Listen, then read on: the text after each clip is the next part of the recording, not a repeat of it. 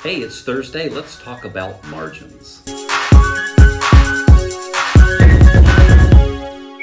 The question came in 2 or 3 times. Basically, how do I keep my kid or my child or my student motivated, so to speak? How do I keep them busy?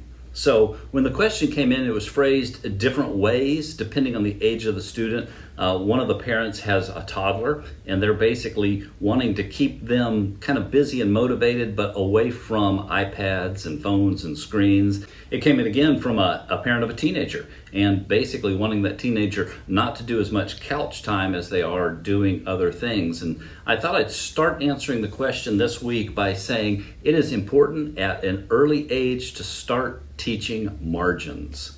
Margins, that's an interesting thing. Sometimes we think about margins financially, but I'm talking about margins both financially and with our time. In Leviticus 19, starting around verse 9, there's this whole section that's called Love Your Neighbor. And it's basically talking about how to be nice to other people, your neighbor, people you interact with in all kinds of different environments. The section starts out very interesting. It starts out like this. This is verse 9. When you reap the harvest of your land, you shall not reap your field right up to its edge. Neither shall you gather the gleanings after your harvest, and you shall not strip your vineyard bare, neither shall you gather the fallen grapes of your vineyard. You shall leave them for the poor and for the sojourner. I am the Lord your God.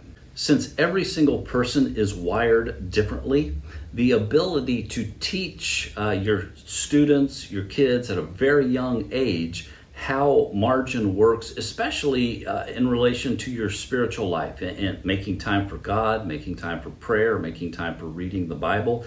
Believe it or not, I think these things can be taught to your toddler.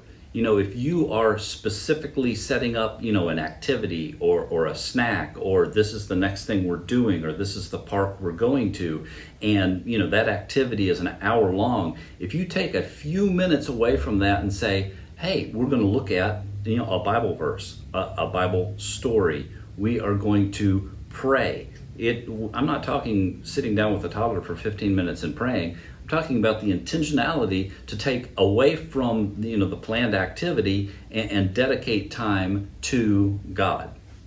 The same thing goes for us financially when we're talking with our teenagers in particular. If they see us modeling margin and giving, even financially to causes outside of our own family, it becomes something that they can internalize and then in turn start to do themselves. The old saying goes, children live what they learn. I think that's true. I've got a story from a few years ago. This was, around 2010. My secular job was very substantial. Jennifer and I had two decently expensive vehicles, and I went to a Catalyst conference and was convicted about basically the way we were living. So after that conference, we got out of one of our expensive vehicle leases, and we just bought. I paid cash for a old Saturn car. I mean, it was decent, but it was definitely a paid-for older vehicle. With that extra margin, we're able to sponsor a child and take care of even sponsoring some of her siblings for missionary work.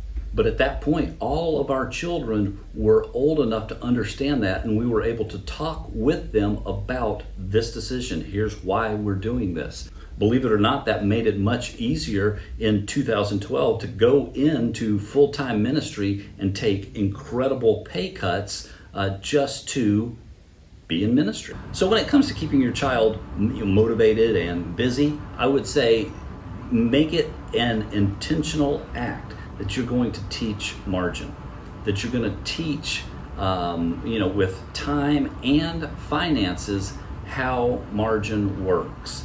Because if you're teaching how margin works, especially if you're doing a really good job with it, you're going to automatically have less self-centered students. Students that understand that all the resources aren't mine. Some of the resources belong to God, but also are designed for other people.